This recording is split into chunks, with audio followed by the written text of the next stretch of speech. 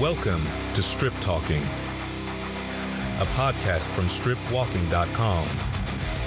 God, this podcast sucks. So do you know what the pirate's favorite letter is? R.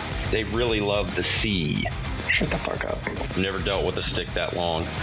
Wouldn't the two circles represent tits? Jeff is not, and I'm speaking myself in third person, I am not technologically advanced at all. Did you have a fear boner? It was probably the biggest fear boner I've had in quite some time. Did you just say fear boner and your mom's gonna listen to this? Here are your hosts, Jeff with a G and Mike with a... Welcome to Strip Talking, the only podcast endorsed by an AI voice that claims to be Taylor Swift, but sounds nothing like her. I am Mike. Once again, I am with Jay. Jeff is still off masturbating at the Bellagio Conservatory. This is part 2 of our episode with Jay. If you haven't listened to the first part, you might want to go listen to that first. That would be episode 4 of Strip Talking. Let's get into the 5 big ways to win big. Yeah, we can definitely talk crap strategy for sure. My patented 5 big ways to win big system, patent pending. Now, is this a book? It will soon be a book. I'm working on that. Hope to get it on Amazon, kind of publish on demand sort of thing is my plan. But yeah, patent pending so far. Patent pending. Maybe you should just make a blog article and put it on our website. It's true. I'd probably make about as much money as I'm going to on Amazon. So yeah, I could do that too. We could put it behind a paywall. We'll only take 60%. Right. No, that's fair. I might take you up on that. No, it's patent pending right now. Patent pending. Let's say the patent pending is pending. How many pendings is that? It's two pendings. 2 pendings. The pendingness is pending. Yeah. Okay. But the point of this strategy, I guess, is really just the beginners, the basics of craps, the getting over that scary hump that we were talking about with beginners trying it, getting hooked, and just showing that it's not as scary as it maybe seems, because it is fun. It's the most exciting place to be in a casino when a table's hot, and it's undescribably fun. So that's my point with the 5 big ways to win strategy. And what are the 5 ways? Or can't you give those away? I will give you parts 3 and 4A. Okay. 3 and 4A. No, there's really no secret to it. It's really just introducing the most popular, the biggest ways to bet, so that you can feel comfy walking to a table and know that you won't look like an idiot, which is what everybody's scared of. I don't think everybody is, because I've seen plenty of idiots who know nothing about craps walk up to a table and just start playing. And totally ruin it for the rest of us, usually. I shouldn't say that, because it's going to shy away newcomers, but you can slow down a table a lot. They buy in the middle of a roll. Yeah, some of that etiquette stuff is tough. What was Jeff talking about on a previous episode that I was like, oh my gosh, that's just horrible etiquette from that customer. I can't even remember now, but Cheering for the don't pass? yes, that's what it was. You can play the don't, that's fine. It's a valid strategy. Is it bad etiquette, or is it just a way to get your ass kicked? Yes, I agree with both those points. As a don't player, you should really kind of be in the shadows and don't take the fun away from the table, because you're in essence rooting against the rest of the table. Yes. Valid strategy, but don't be an ass about it, especially if you're winning, because that means everybody else is losing. Do you ever play the don't?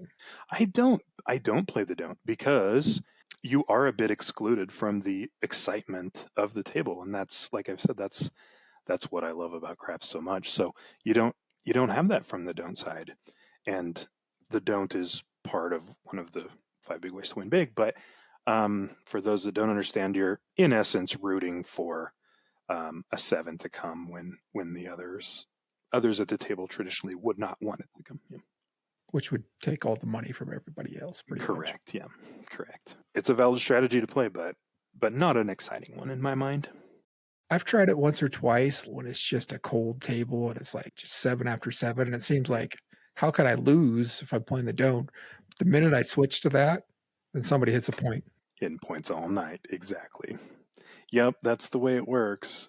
I've been there myself. Don't pass is right up there with field bets with me. Yeah, that's fair. That's a fair. Okay. How often do you play field bets? Pretty rarely. I think they're a valid hedge bet sometime in some situations, like especially on a come out roll. I'm kind of jumping all over the place here in the 5 big ways to win big, so I apologize. But in a field, you're going to win on 2, 3, 12. On a come out roll, you're going to lose your pass line on a 2, 3, 12. So it's a valid hedge bet if you can find a table that pays triple on 12, which are almost impossible to find anymore. The house edge is only like 2.7% or so. Normally, you get double on 2 or 12 type tables, and then the house edge is more like 5% on a field bet. But So are you telling me that a fucking field bet is one of the 5 big ways to win big? no, it is part of the game that I mention in kind of the other stuff you should know part, because I think it's important for people to know terminology. If you hear people yell yo at a craps table, what does that mean? It means an 11, by the way. They call an 11 a yo. So things like that are more terminology stuff that I want people to know over valid strategy. Are the 5 ways to win big actually listed anywhere? I should list them. I've heard this for years, but I still really don't know actually what it is. Let's just list them real quick. The first big way to win big, the pass line. The basic bet, what everybody's doing. It's if we say a $5 minimum table, that's what that means. You're going to put $5 on the pass line. You're betting with the shooter. You're betting that the shooter's going to roll a number and then roll that number again before they roll a 7. That's what a pass line bet is. It's the basic entry level, everybody's doing it sort of bet. And a number would be a 4 to a 10, not including a 7. 4, 5, 6, 8, 9, 10. That's correct. Those are the points that you can get within a craps table. You'll see crapsless craps tables and stuff, which will have the 2, 3, and 12 up there too, but not my style. No, I don't like those. No, I don't either. Only the classics for us. We're old school. That's something you'll find at Excalibur. Honestly, I think they have. Oh yeah, that's the first place I ever saw it. Oh, that's funny. Oh, that's good. I honestly have never even played it. It does not look appealing to me, but I played it at Excalibur and I didn't know what the fuck was going on Right, half the time. right. It just did not make sense to me. And I know it's probably not that confusing, but once you learn the game one way, you throw something different in there, it just messes it up. yeah, it just throws me off. Yeah. Back to the topic. I'm sorry. The pass line bet is crucial for everyone to know how it works, how it pays. It pays even money for every chip you have on the pass line. If the shooter, whether it's yourself that's rolling the dice or someone else, if they hit their number before they hit a 7, you get the same amount of chips that you have on the pass line. So it pays even money. You have $5, you get $5. Part 2, the second big way to win big, goes along with the pass line. It's an odds bet. Odds bets are super important after the point is established. So you put your $5. I tend to talk about craps with respect to a $5 minimum table, just because that's what I usually play at home here. But if it's a $10 minimum table, just take all the denominations that I'm talking about times 2, and that's how a $10 table would work. Anyway, you put your $5 on the pass line, you roll the dice, say it's a 6, they'll move the little light, the round plastic thing that says on or off. They'll flip it over to say on, they'll put it on the 6. That's how you know the 6 is your number. And from then on out, your goal, or whoever's rolling the dice's goal, get that 6 before you get a 7. The odds are placed after that light is on, after a number's been established, a point's been established. It's really additional money that you're betting on that pass line. The key to it, and why it's the second way to win big, is because odds pay at true odds levels. So technically the casino has no advantage. There's no house advantage on an odds bet. Honestly, it's the only bet in the entire casino that the house does not have an advantage. And that's why it's important, because the money that's made on craps is made on odds. Do you always bet the max odds? Max odds can get a little expensive. That's the thing. Everyone says in a perfect world, yes, you should always put Correct. max odds. But You- that's pretty tough to do, especially when you throw something on the 6 and the 8. Correct. Yeah, if you're placing a bunch of numbers, yeah. I always usually just do 1x because I want to have some odds. Correct. I would say as a rule, that's what I do as well. And sometimes I'll press on the odds instead of pressing like the 6 or the 8. Yep. You can always add to the odds, and you can pick your odds up whenever you want to. There's no house advantage, so the casino actually wants you to pick it up. But if you're having a hot streak, hitting a bunch of other bets or something, which we'll talk about some other ones, yeah, take some of those winnings and put it on the odds. That's a very valid press. You cannot add to or pick up your original place bet. That's one of the rules. Once that number's out there, that chip stays until you win or until you don't. Third big way to win big, place bets.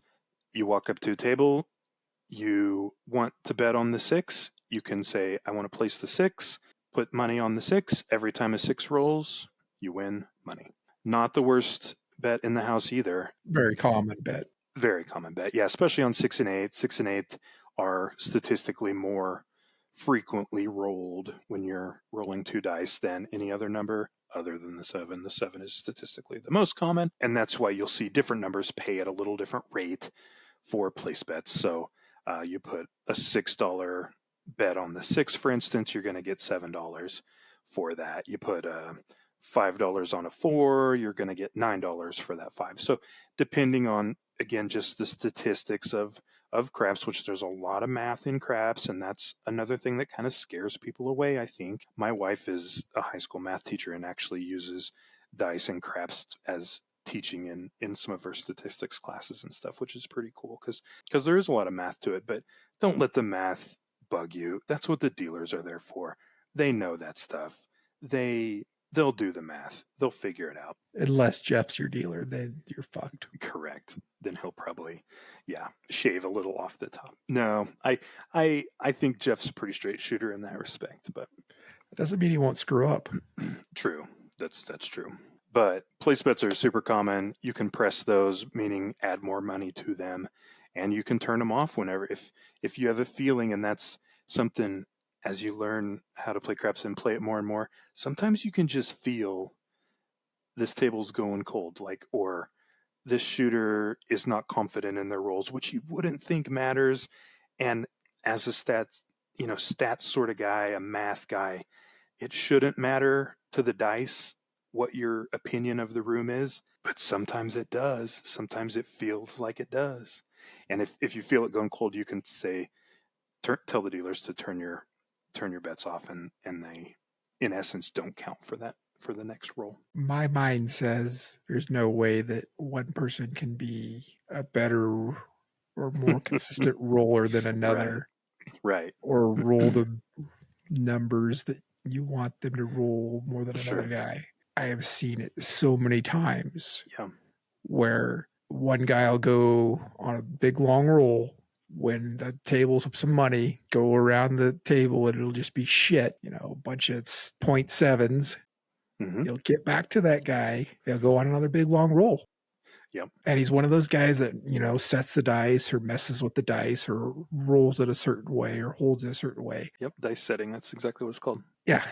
And God, there's got to be something to it. A little something to it. And a little something is all you need in the grand scheme of things to be better. And a lot of people do it through dice setting. So that guy probably has a table in his basement and he has practiced probably thousands of times. Always set the dice with these numbers at the top. Always throw the dice to where they hit at the same point on the table. Bounce up. If you look at a craps table, it has that green kind of rubbery stuff that's got a bunch of little diamonds on it. That's supposed to kind of randomize how the dice fall. But there is some realness to people that are good dice setters. Yeah, it's true. Do you practice it? No, I've tried, and it's, again, I'm there for the excitement. I'm there for the fun. I'm there for the yelling and hollering, which, granted, only comes when you're winning. Yeah, I've had very few. I mean, of course, there's whole websites and YouTube videos dedicated to that stuff. It's just too much for me. A hot table draws people in. If you hear a table that's screaming and hollering and having a great time, of course more people are going to come play. That's really what the casinos want. So they have a hot shooter every now and then that hypes the whole room up. They're making out fine on the deal. Yeah. And even if the hot shooter is hot 2 or 3 times around the table, eventually there's going to be a time where he gets a point and then 7's out. Totally. And probably with a lot of money out there because everybody's like, hot shooter coming in. Yeah. Right. Everyone immediately just loads up on everything. And exactly. Yeah. The casinos won't lose. Never lose. But anyway, we're on number 4 now. Yeah. Yep. 4 is the come line. You heard me talk about it earlier. If you know how to play the pass line, which we talked about, setting that original bet, getting your number, hitting that number again before a 7, you know how to play the come line. You put a chip out on the come line. It's right in the middle of each table. Yes, everybody makes fun of calling it the come line, but it's spelled differently.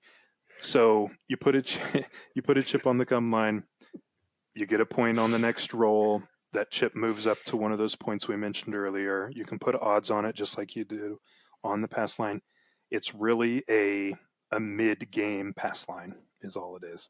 It's an additional pass line type bet and it continues even if the main bet ends. Correct. Yep. If you as the shooter hits your number that you have on the pass line, like say your number is a 6, the little light is on for the 6.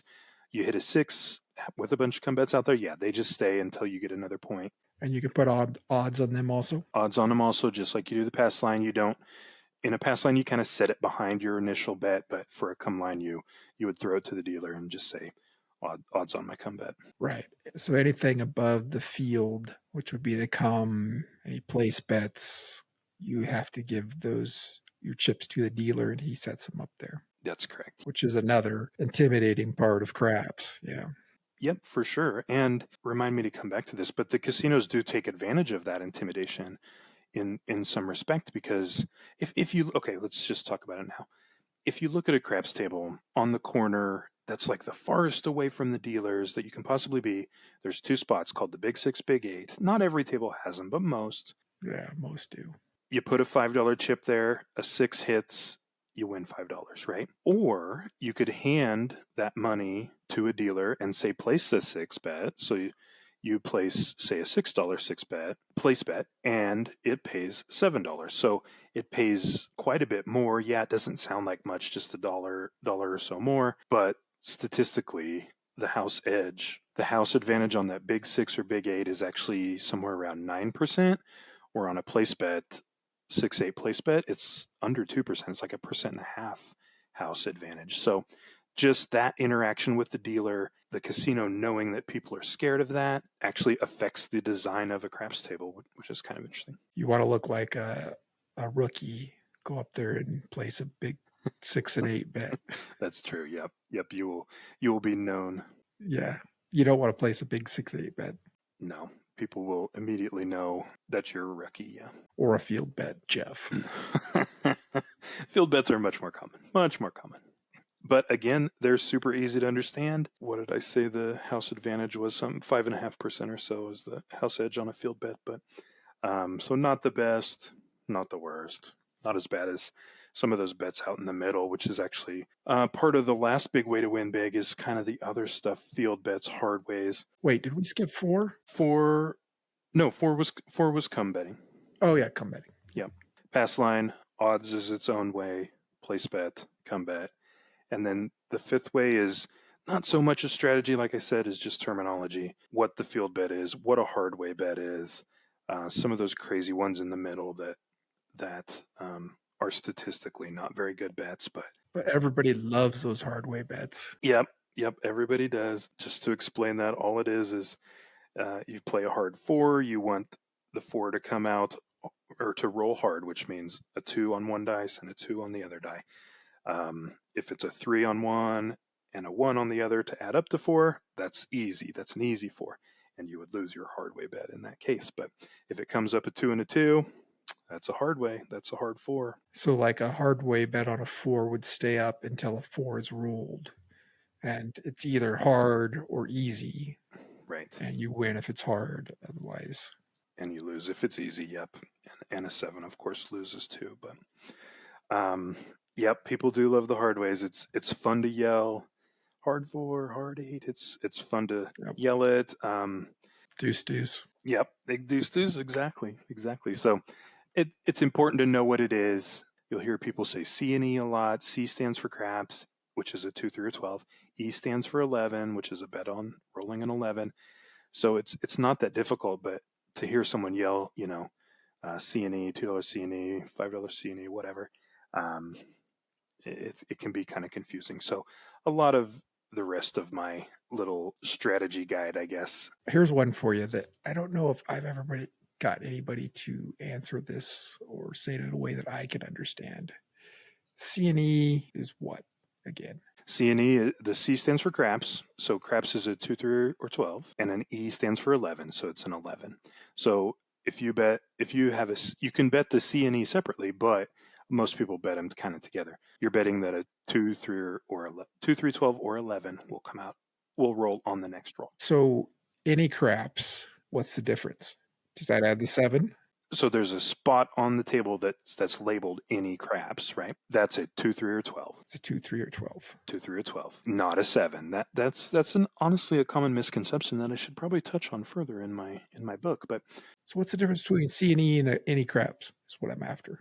The C part of C and E, there is no difference. It's just literally the same thing. It's the same bet. It's the same bet. Pays the same. Yep. It's literally the same bet. Exactly. The E part of a C and E adds in the 11, which if you look on a table, there's also a spot for an 11. It's down by the horn. Pays 15 to 1. It's the same as putting a chip there. So I'm always playing it, and Jeff's actually giving me props now. Okay. Supposedly he's learned since he started dealing that this is actually not a bad idea. A lot of times I'll play it usually on electronic, not necessarily on a regular table. On the come out, I'll put $1 on the any craps and the 5 on the pass. That's right. That's a classic example of a hedge bet. So right. on the pass line you would lose that money if a 2, 3, or 12 rolls, but you would win on that any craps bet. So should I be doing any craps or should I be doing C and E, or does it make a difference? So again, the C part of a C and E is any craps. That's what the C stands for, is craps. So it's literally the same. The E part adds the 11, which you do win on the pass line already on an 11. Right. But so you'd kind of double win. What's wrong with double winning? Nothing. If you're truly, that's correct. If you're truly looking for that hedge bet, any craps is what you want. What about horn instead of any craps? Sure. It's a different bet. But as a hedge bet on the come out. Not the worst, I guess. It's similar, to be honest. If you look at the horn on a craps table, there's kind of 4 squares around it. One of them is a 2, a 3, and a 12, right? So those are the numbers in any craps bet, 2, 3, or 12, right? The other one of those 4 spaces is an 11. So a horn bet is really kind of betting all 4 of those at the same time. You'll hear people yell out. This is a super standard one to hear yelled out all the time. Horn high yo. So they'll throw a $5 chip, horn high yo. That really means one of that $5, $1 on each of those 4 squares. The high part means that extra dollar goes to the yo. Yo means 11. So $2 on the yo, $1 on the rest to get that $5 chip. Really, if you think about it, though, that is kind of a C and E bet. Those 2, 3, and 12 are craps. The 11 is a yo. In a way, a horn bet is a C and E bet. Is the payouts any different? If you bet any craps, that's a 7 to 1 is how that pays. You're betting on those individual, just a 2 or just a 12 or just a 3. Those do pay differently. Yeah, those pay up to 30 to 1. But you'd have to put $1 on each. Correct. Yep, that's correct. Because if you put $1, can't you put $1 in the middle, but then it divides it? We should check with Jeff on that. I would think you'd Yeah, probably where have is to put he? more than $1 to get it, just to get the math to work out. Like, Or you know, you'd put $4 and then it'd be just the same as correct. $1 on each. That exactly. Yes, exactly. That's correct. Because like if you split just a $1 chip 4 ways, like the dealers don't have 75-cent chips to Right. give back to you to pay, you know, so it has to kind of stay round numbers. Same reason you have to put 6 on a That's place bet true. for a 6. Yeah. And I talk about that more in the book, just the odds of it and the statistics and why some bets have to be different denominations. Yeah. This book is on Amazon. Coming soon. I have said that for about 10 years, but coming soon. But it's been written. Just looking for a publisher? Or? It has been written. I think ChatGPT can polish it maybe a little bit, but I like this idea of putting it up on your site for all to enjoy and use. I love it. I think it's more of a service to the world that we should provide. Make a logo for it with your face. That'd be great. I'll have a fist with a bird sitting on it. That's a great idea. You want to do some rapid fire questions? Okay.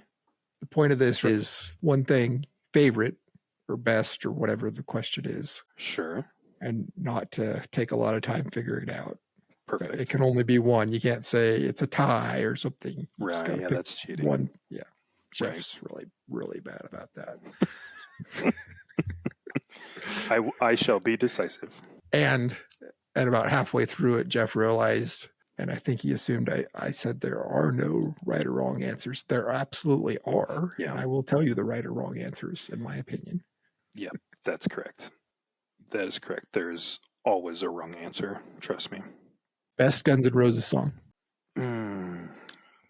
Sweet Child of Mine. That's what Jeff said. Really? It's wrong. Totally wrong. Okay. Do you answer the rapid fire questions also? Yes, I tell you what the correct answer is, which Okay. is my answer. Gotcha. Understood. Paradise City. Oh, you're probably right. The thing about Sweet Child of Mine is I've listened to a lot of bad covers on YouTube of that song. Yeah. Like really bad covers. Gotcha. And there was that Sheryl Crow version also, which was a horrible cover. Yeah, that doesn't count. Yeah. So that's kind of fair. ruined that song for me. That's fair. But it's a good song. I will acknowledge Yeah. that. Yeah, it's kind of It's no classic. Paradise City. Yeah. Paradise City's got that whole intro build up thing with the drums. And yeah, it just rocks. You've potentially changed my mind. That's what I'm going for. I will accept that I've changed your mind. Then you will be correct. Oh, that's funny. Best Taylor Swift song. Dark Horse by Katy Perry. What? I'm not sure you know how this is done. My kids actually asked me that question before, because Chiefs fan, Taylor Swift, right? But my kids actually asked me what my favorite Taylor Swift song was, and I said Dark Horse by Katy Perry. Not a Swiftie myself, no. I'm not either. I only know one of them. That's what's funny about it. So it's You're one ahead of me. bullshit. You don't know what you can't name one song. Isn't there something about boys in love and stuff? I think that's every song. Yeah, you're right. So I guess I can name them all. Actually, my girls were trying to, because the one song I could name is Shake It Off. Yep, okay. And they were trying to get me to guess another one. And they were giving me pretty clear hints. There was something ring, paper ring maybe? You're asking the wrong guy. Wedding ring, something like that. Put a ring on it? No, it's Beyonce. I don't know either. Of course, Jeff was all over it. He rattled off like 20 of them. Good for Jeff. Yes. Aisle seat or window seat? Window. No, aisle. No, window. But that's why? just because I'm big. Yeah, tall. True. That's fair. And I get a little claustrophobic in the window seat if there's people in the other two seats. I don't fly as much as you, and when I do, I just why not take the chance to look out? I can see that. And I'm not a go to the bathroom on a plane guy. I maybe have done it once on the way to Hawaii because it's a super long flight, but What, you just hold it? generally I just sit there. I never even take my seatbelt off. So the aisle does not appeal to me. You just hold it all the time on the plane? Yep. Yep. Or you just never have to go? No, I sometimes have to go, but it's good practice for the high roller. I was going to say, so I have the same problem on a plane that I would have on the bar car on a high roller. It's like sometimes you're not allowed to get up. Right. And then it's like, fuck, I have to go. Now It makes it worse. Yeah, and then you just think about it. Yeah. And I think I read somewhere that they can't legally force you to stay down. If you have to go, you have to go.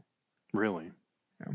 I can believe that. Like, and you would think they really wouldn't want that mess to clean up. So why? You might have you run the same risk as you do on the high roller. Somebody just That's true. takes a piss in That's the true. corner. Or Yep. shit. You are having to mop that up. So I'm guessing you've never shit on a plane. No, I never have. Honestly, I never have. I've done it once. I can't imagine that being fun. Just really had to go. Yeah. No, I would.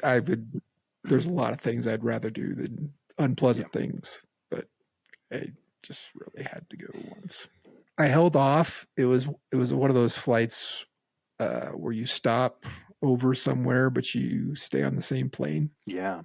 So I held off until we stopped and everybody got off except the handful of people that were going on. It wasn't quite as bad. Gotcha. That's a little better. A little more private. Yeah. It's a good story. Moving on. This is content gold. Yeah. Yeah, it really is. Tucked or untucked sheets. I have very strong opinions on this. You mean like the flat sheet, not the fitted sheet? No, I mean like, especially in a hotel, and you show up, the sheet under the blanket is tucked. Right. No, you pull that baby out. Every time. Every time. Completely out. At home, we don't even have that sheet on our bed. It goes straight from my body to the blanket. No barrier in between. Okay, I don't want to think about that, but why don't you have a sheet? No.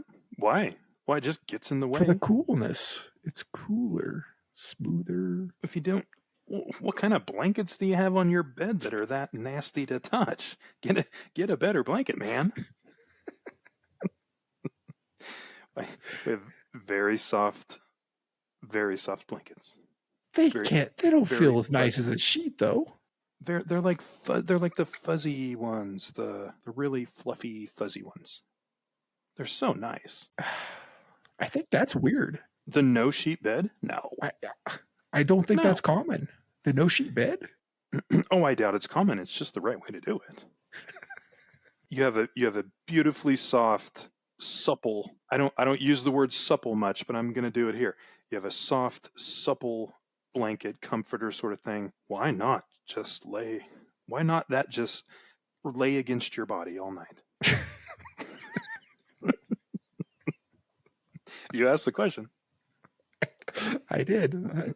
I wasn't expecting that response, but at a hotel, I'm pulling them out every time, though. Yeah. So, do you pull the sheet off the bed at the hotel? No, too much work. So I don't want to have to make the bed in a hotel. So you know what the feel of a sheet blanket feels like. Sure. But you still prefer the blanket. Sheetless. Sheetless. Yep. Sheetless all day. I was not sheetless on the plane. That is correct. Good point. Okay, answer me this. You're sitting on the couch watching a movie at night under a blanket. You put a sheet under it? Well, it depends what you're doing, but that's another story. Not to protect the couch. I mean, you're sitting there watching a movie, you get chilly, you pull a blanket over. You're not putting a sheet between you and the blanket. Am I watching Signs? Sheetless is correct.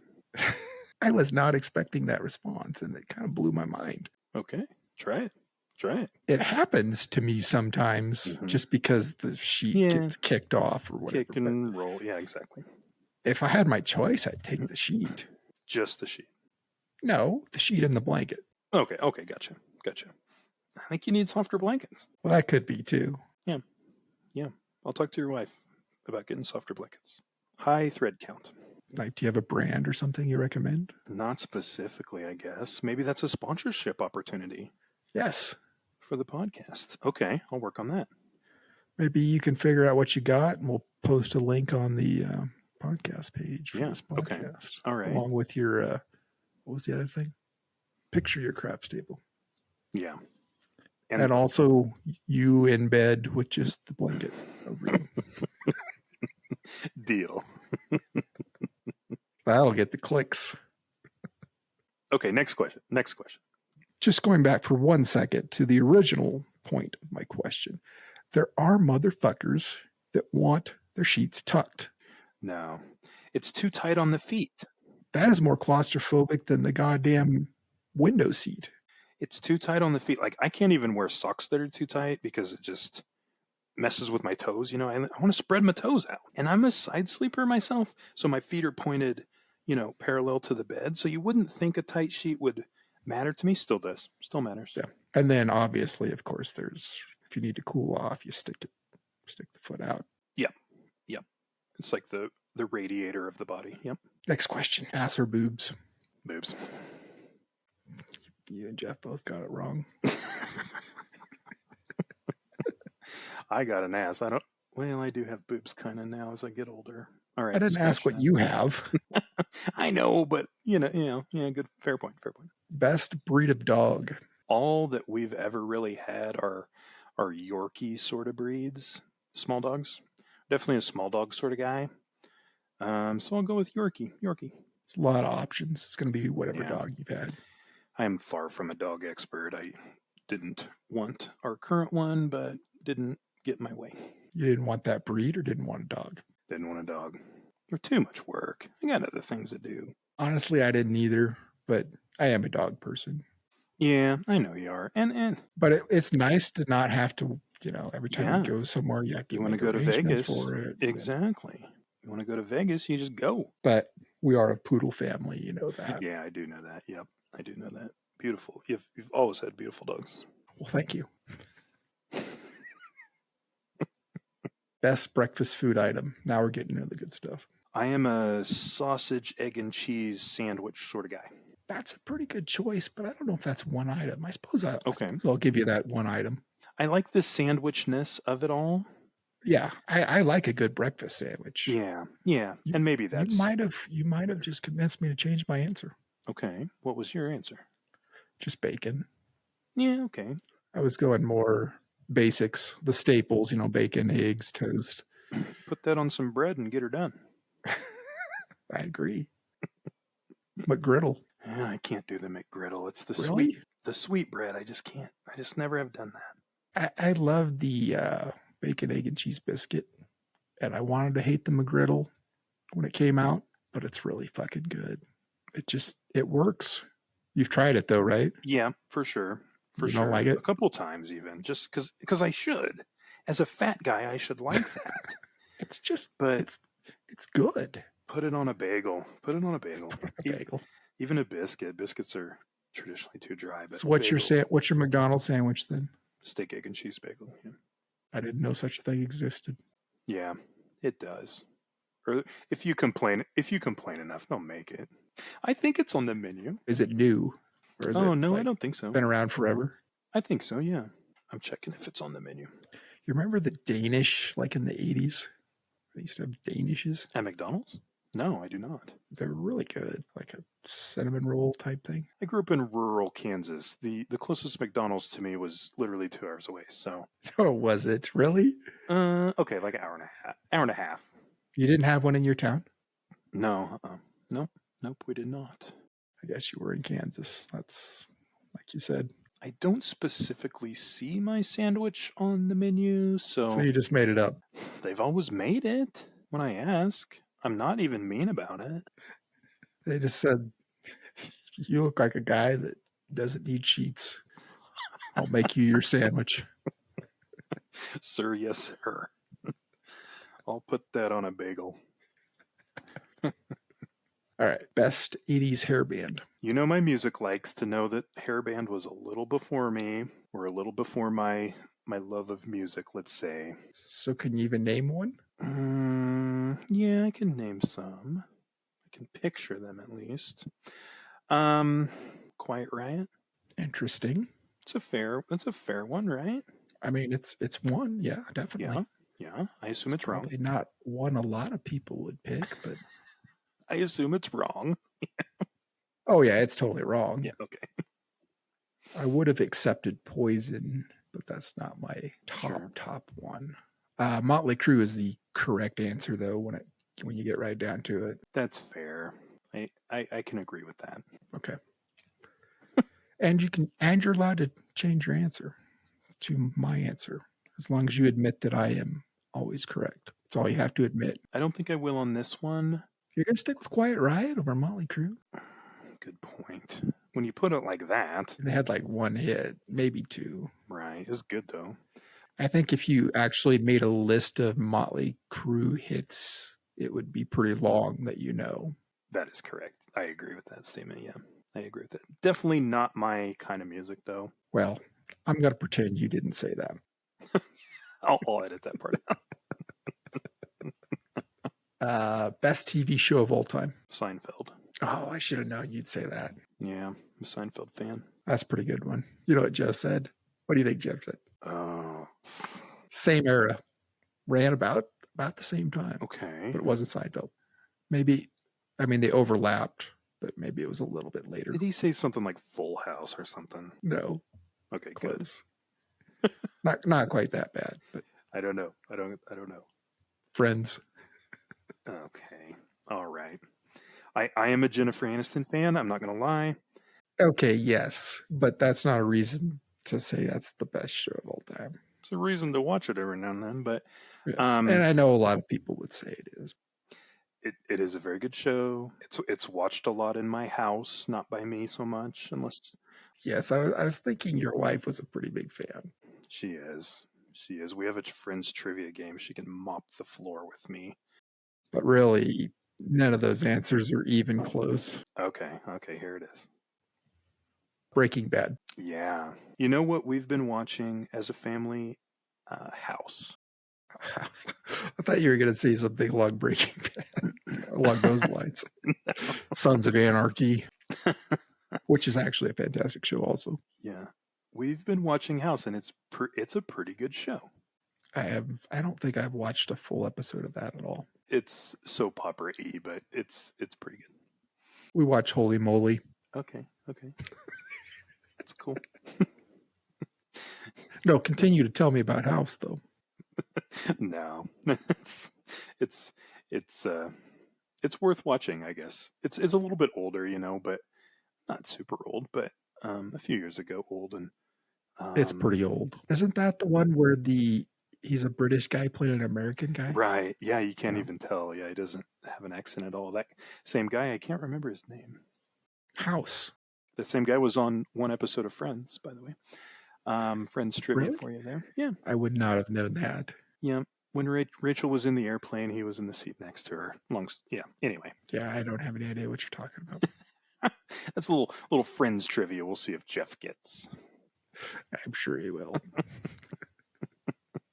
Best movie of all time, then. All time. Oh, I know yours. Let me guess yours. Okay. Big Lebowski. That is correct. Yes. I just watched that the other day. It is a cult classic. And I watched that the other day and I appreciated it, I think, more than I ever have. The more you watch it, the better it gets. Yeah.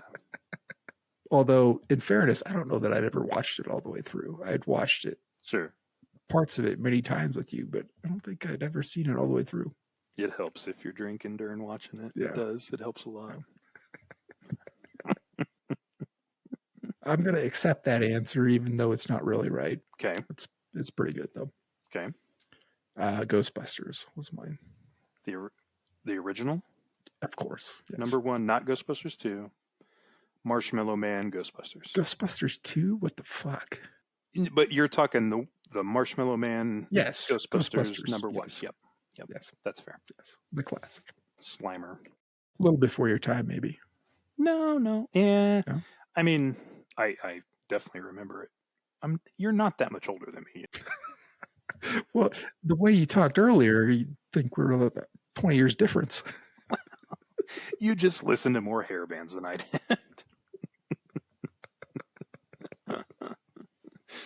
Yeah, it's a good movie, though. For the time, the special effects were pretty good. Yes, it was the first PG movie I think I ever got to watch. Yeah. And Sigourney Weaver back then, not that bad. yes. Mm-hmm. Although, was she all that hot in that movie? Alien was really the movie she was. Yeah, Keymaster Gatekeeper scene, though. Yeah, not so bad. That was VHS days, right? And you'd have like 2 or 3 movies that you pirated or somehow got on your tape. That was the movie we had. Nice. So us, my brother and sister and I watched that movie over and over and over. I remember we had The Jerk, like Steve Martin, and it was just taped off TV, so it wasn't, it was the edited version. Right. Watched it 1,000 times. Yeah. The Jerk is probably up there in your list, isn't it? Yeah, it is. It's pretty classic, too. But it's not Big Lebowski. Not Big Lebowski classic, no. Pretty impressed I got that one. The Dude Abides.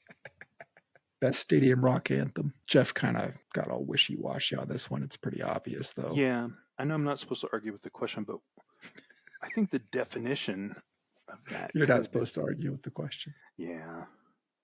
Stadium... Something that's played in stadiums a lot. Okay. A song you hear in stadiums a lot. Not necessarily has to be and it's rock theme song, for instance. No. It can just be just any sort of rock song that you hear a lot in a stadium. And you'd have to think a little bit if you want to get the one I pick about my taste in music. Gotcha. Okay. My top bands. But really it should be everybody's top bands and everybody's top songs. So. This is a little bit more recent of a song. You're wrong. Turn down for what? Is that even rock? No, probably not, technically. Yeah, you did say rock. Okay. Trying to think. They play games at the Chiefs. Can you name a stadium rock anthem? Oh, I'm trying to think, like at the Chiefs games, what they play. They play all kinds of stuff. It's the Chiefs games. I'm sure it sucks. They play AC/DC. I would accept Thunderstruck, but that's not the answer I had in mind. See, I don't know that I see that as a stadium one, though. It's usually like Hell's Bells or something. Thunderstruck's played a lot. All right, what's yours? What's yours? It's Enter Sandman. Oh, that's a pretty good answer. Yeah. It's a pretty good answer. Yeah, it is. That gets the crowd going. That's a good answer. I accept that. Thank you. The last one is more of an aviation geek question, but okay. I'm sure you are an aviation geek. I've seen planes. Good enough. Airbus A320 or Boeing 737. I think you got to go Airbus, especially with recent news. That is wrong. Oh, fucking commie bastard! Boeing's American, motherfucker. Well, yeah, but their doors are falling off. Oh, that's just a lot of media hype. It happened once or twice. Or maybe 3 times. My uncle used to work for Boeing down when they were in Wichita. I don't think they still have a plant in Wichita. Oh, well, that changes my answer then. It's been just kidding. Years ago. I'm sure your uncle's a lovely person. I never liked him that much. Wait, they're made in Wichita? That might change my answer. I don't think they are any. It seems like they're not in Wichita anymore. It used to be a big plant there, but I don't think it is anymore. Don't quote me on that. Fact check that. Okay. Well, we want to thank you for listening to this podcast today. Thank you to Jay for being on and sharing his wealth of craps knowledge and Vegas knowledge with us, as well as sheet knowledge or lack of sheet knowledge. Check us out on stripwalking.com. We're on social media. All of the major social media platforms. We are at Stripwalking. I want to thank everybody again for listening, and we'll see you next time. Yeah, thank you very much for the invitation, and thanks for listening, everyone. May all your sevens show on the come out roll.